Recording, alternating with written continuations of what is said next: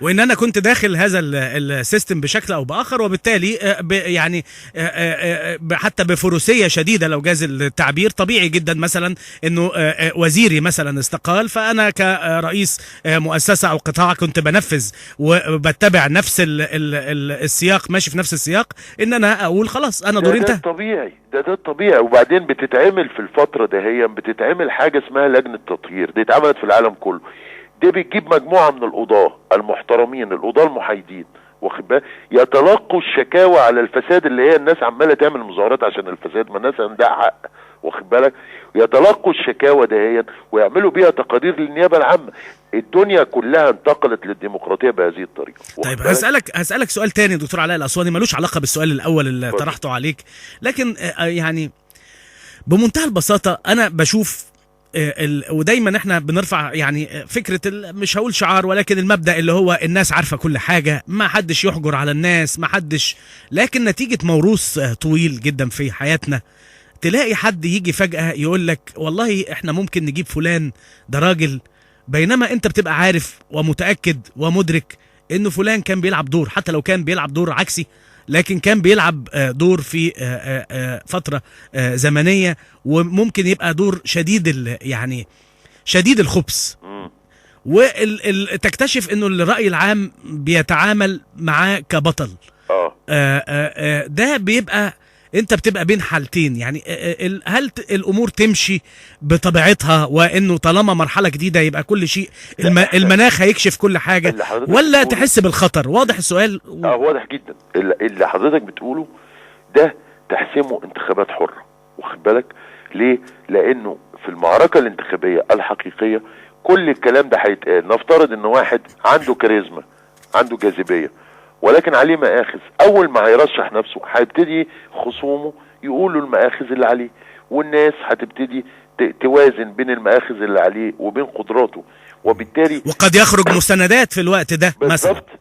لا ده في اسوأ من كده يا فندم، ان انت دلوقتي هم مستعجلين علشان يعملوا انتخابات برلمانية. خلاص، اولا الانتخابات البرلمانية اللي هتتعمل دي هتتعمل بالبطاقة الانتخابية، واخد بالك.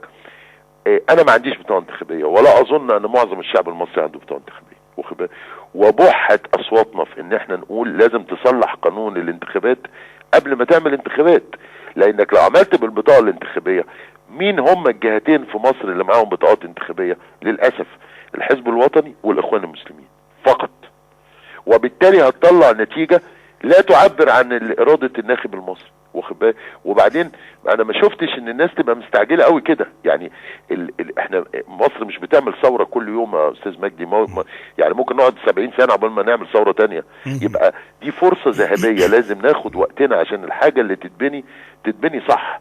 يبقى المفروض ان انت تطلق حرية تكوين الاحزاب وتعمل حكومة ائتلافية غير الحكومة اللي هي اقسمت امام حسني مبارك والتي تنتمي الى حسني مبارك والتي ظلت تدافع عن حسني مبارك لاخر لحظة، واخد بالك. السيد رئيس الوزراء مع احترامي الكامل ليه، واخد بالك، يعني لغاية اخر لحظة كان بيقول انه الرئيس مبارك هيستنى، وبالتالي انا معلش مع احترامي الكامل ليه، المفروض انه هذه المعركة كسبها الشعب المصري. يبقى المفروض الخاسرون اللي هم الوزارة دي بمنتهى الشياكة والأناقة والشرف يتقدموا باستقالاتهم. الحكومة الانتقالية دهيا تقعد سنة ونص لغاية لما نعمل انتخابات. يبقى في الحالة دي المجتمع المصري خد حقوقه وبانت اتجاهاته السياسية. انما انت عايز تعمل انتخابات الشهر الجاي حتى لو ما زورتهاش، انا معيش بطاقه انتخابيه وملايين المصريين معهمش بطاقه انتخابيه، يبقى انت عايز تجيب بقى النتيجه تاني حزب وطني واخوان لسبب بقى لغرض في نفس يعقوب بقى، عشان بعد كده لما تضرب الثوره يتقال ما هو مصر هتبقى زي ايران والاخوان هيحكموا. يعني اكاد يعني للاسف ان انا هذه المخاوف ترقى بالنسبه لي لدرجه اليقين انه هناك هذا الاتجاه. دكتور علاء خليني يعني اخيرا قبل ما اسيبك، موضوعنا اللي احنا طرحينه فكره الاعلام وصياغه الاعلام الرسمي وفكره وزاره الاعلام تلك الفكره المنقرضه من العالم اللي على الاقل مش هقول المتقدم ولكن العالم اللي بيحترم نفسه يعني. رايك ايه الصياغه ايه في المرحله الجايه؟ هل الابقاء على وزاره الاعلام ولا تغييرها وتطويرها الى مؤسسه او هيئه على غرار مثلا البي بي سي في انجلترا، ولا يعني بناقص؟ لا بص حضرتك، وزاره الاعلام دي في الدول البوليسيه فقط، لا توجد حاجه اسمها وزاره اعلام اطلاقا في العالم الديمقراطي. اي دوله لان انا مش محتاج اعلام ولا حاجه، واخد بالك. واصلا وزاره الاعلام دي لما اتعملت بعد الثوره كان اسمها وزاره الارشاد والتوجيه، واخد بالك. وبالتالي يعني حتى باينه انه انت عايز ترشد الناس اصلا او توجههم، وكأن المصريين محتاجين توجيه، واخد بالك. وزاره الاعلام ده كائن غريب على الديمقراطيه، وانا اعتقدش اطلاقا انه في اي نظام ديمقراطي المفروض يكون في وزاره الاعلام. بس انت عندك نقطتين، الدور اللي لعبته وزاره الاعلام المصريه مع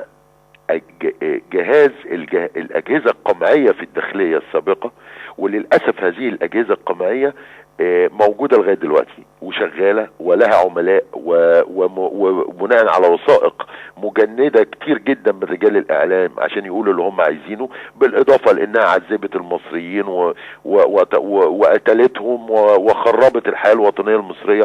ده برضه من الحاجات المريبه.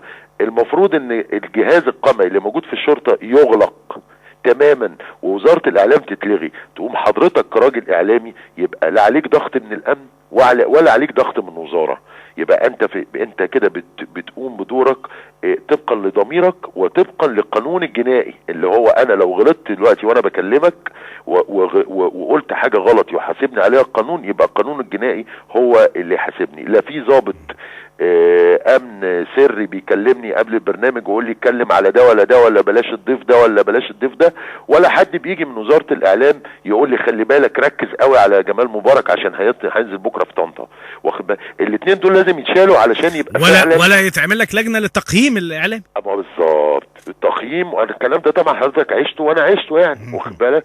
وبالتالي دي بالمناسبه في جرائم اعلام الناس مش واخده بالها. تضليل الراي العام يشكل جريمه في القانون، واخد بال حضرتك. يعني الناس اللي هي طلعت وقالت على الشهداء وقالت على الناس دول عملاء ايران، واللي قالوا ان هم كانوا بيبقوا 5000 واحد وفي ميدان التحرير 2 مليون وبتاع، الناس دي تحاسب قانونا. يعني ده مهنيا لو في فكر مثلا فكر نقابي او فكر يعني ده الناس دي تحاسب مهنيا على، لان دي تعتبر اخطاء مهنيه فادحه.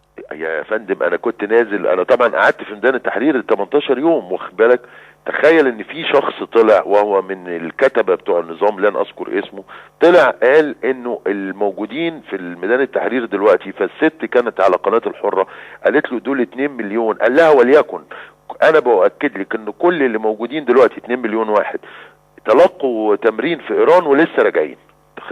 تخيل ان ده شخص ممكن يقول هذا الغراء، واخد بال حضرتك. بالاضافه طبعا لاتهامات اخلاقيه للمتظاهرين وحاجات زي كده. الناس دي طبعا لابد انها تتحاسب. بس الكلام ده جاي منين؟ هي دي النقطه اللي انت كنت بتتكلم فيها. الكلام ده جاي من ايه؟ من ان هناك سيطره امنيه اعلاميه على قنوات الاعلام المصري. لازم تتشال السيطره دي، لازم وزاره الاعلام تتلغي، والجهاز القمعي اللي في الشرطه اللي الناس عارفه اسمه طبعا، واخد بال حضرتك، لازم يلغى تماما.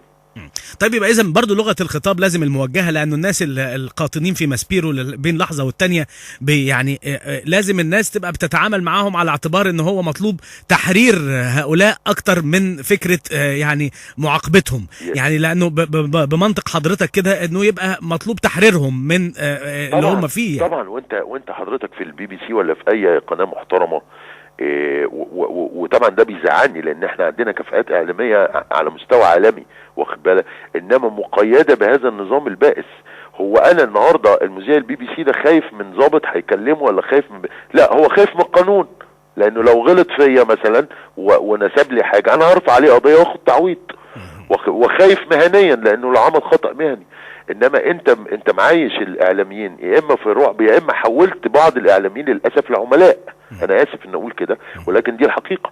واخد بالك ان هم ما يهمهمش الحقيقه زي ما حصل في الثوره المصريه، يهمهم رضا رئيسهم او رضا الضابط اللي هو هيكتب فيه تقرير يخليه يبقى رئيس اتحاد الاذاعه والتلفزيون في وقت من الاوقات. وده يبرر لنا حاله التحول الكبيره. انا في النهايه لا قد يكون لنا في المره الاولى كان دي وجهه نظري، ولا بعد ما تحولت في المره الثانيه ممكن تبقى برضو دي مش وجهه نظري. ان التحول محسوب، يعني مثلا ايه حصل تحول خلاص، انما هتلاقي في وقت ما انا كنت بقول بسميهم في مقالاتي الخلايا النائمه في الاعلام.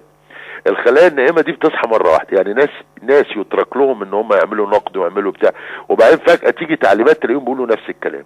التغير ده محسوب، يعني في فتره دلوقتي هتلاقي كل الناس بتقول نفس الكلام. ايه اللي بتقوله بقى نفس الكلام ده؟